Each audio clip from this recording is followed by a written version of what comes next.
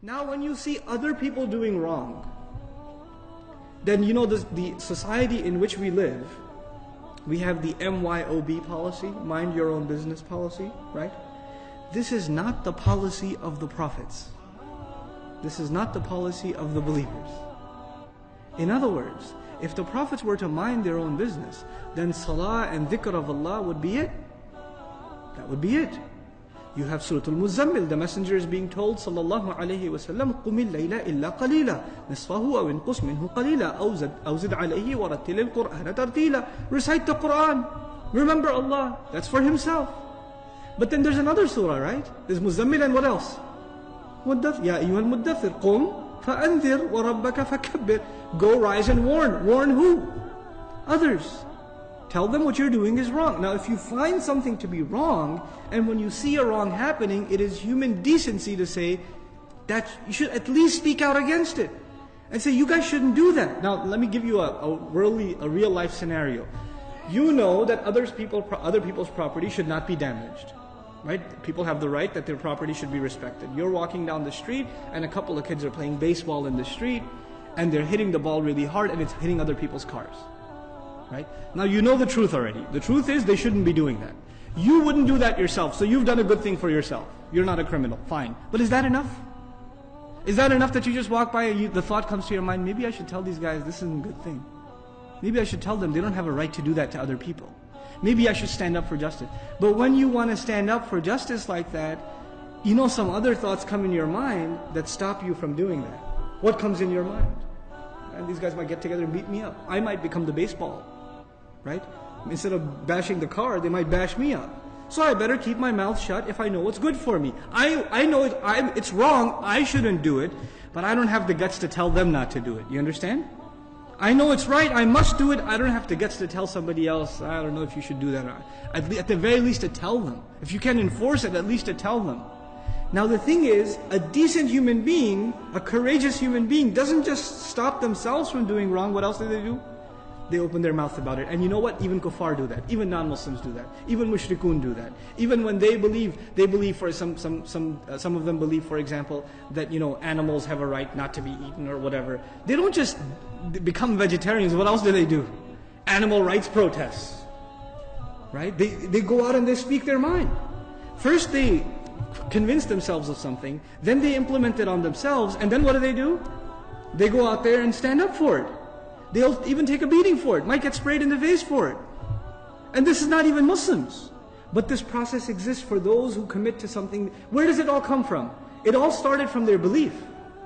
Their belief was really strong, and it was strong enough to change their behavior. It was strong enough to change their behavior, then it was strong enough to make them speak out about it. And it was when they spoke out about it and they got tough times for it, they were willing to persevere. They were willing to just stick it out. No matter what, we're going to do this thing. So you have this idea of, this progression that starts with conviction. It doesn't just happen with Islam, it happens with any ideology, by the way. Communists did this. Students in Tiananmen Square did this. The Irani society did this when they revolted against the Shah.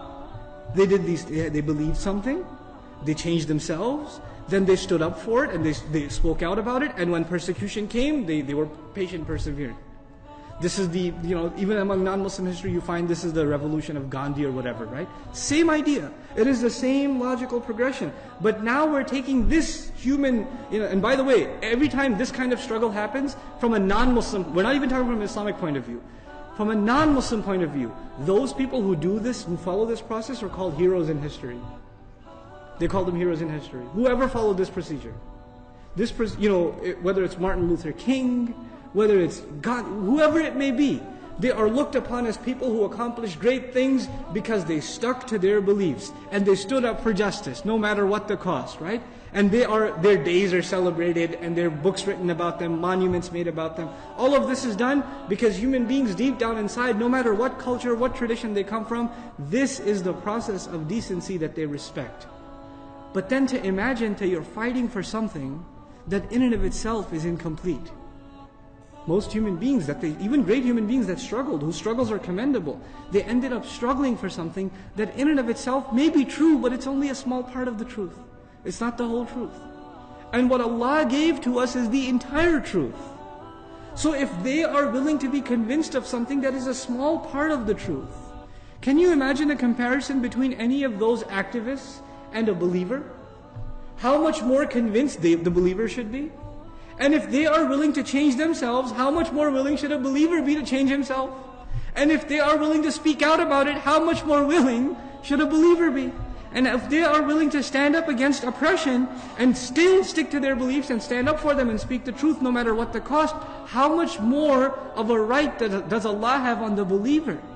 Sometimes the kuffar become, man, they can stand like that and compete in sabr. This is why Allah says to us at the end of Surah Ali Imran, He says, Ya ayyuhal ladhina amanu, isbiru wa sabiru wa rabitu wattaqullah. Those of you who claim to believe, have perseverance, then compete in perseverance. Meaning your enemies also have sabr. They have beliefs and they act out on those beliefs, and no matter how hard it gets, we must persevere. We must move forward. They have this idea. You should compete with them in sabr and remain consistent. وَرَابِطُوا وَاتَّقُوا اللَّهِ. And you have something they don't have. Your taqwa will give you strength. They don't have taqwa. They will not give them strength. You will be able to beat them in this competition of sabr and perseverance. SubhanAllah. So